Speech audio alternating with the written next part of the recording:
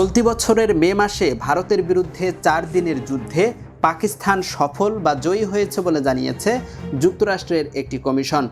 বার্তা সংস্থা আনাদোলু এক প্রতিবেদনে জানিয়েছে, এই কমিশন তাদের প্রতিবেদন কংগ্রেসের কাছে হস্তান্তর করেছে।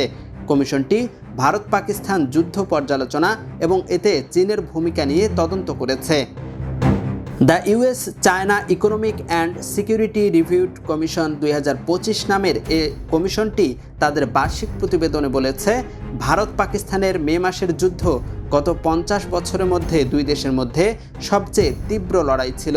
গত এপ্রিলে ভারতের জম্মু ও কাশ্মীরের পেহেলগামে সন্ত্রাসী হামলায় 26 পর্যটক নিহত হন। এর পেছনে পাকিস্তানের হাত আছে দাবি করে 7 মে পাকিস্তানে হামলা চালায় ভারত। এর জবাবে পাকিস্তানও পাল্টা হামলা শুরু করে। প্রতিবেদনে আরও বলা হয়েছে, এ যুদ্ধে গত 50 বছরের মধ্যে দুই দেশ একে অপরের সবচেয়ে গভীরে হামলা চালিয়েছে।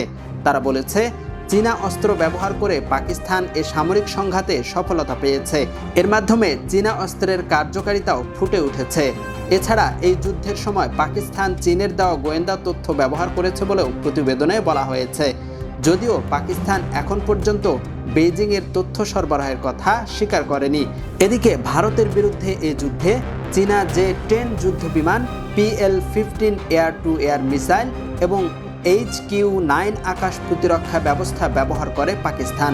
এর মাধ্যমে সরাসরি কোনো যুদ্ধে চীনের এসব অস্ত্র পরীক্ষার সুযোগ তৈরি হয়।